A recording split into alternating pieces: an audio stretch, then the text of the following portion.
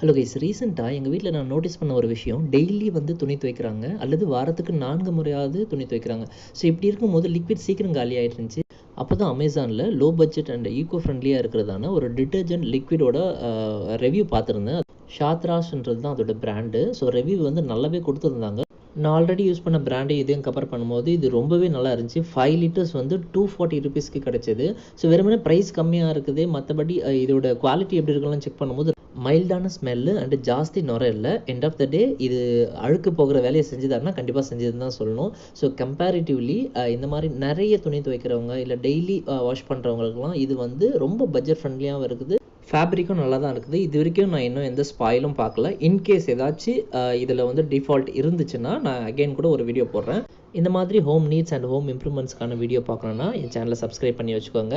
இந்த ப்ராடக்ட் பற்றின லிங்க் வேணும்னா நீங்கள் கமெண்ட் பண்ணுங்கள், நான் லிங்க் ஷேர் பண்ணுறேன். தேங்க்ஸ் ஃபார் வாட்சிங்.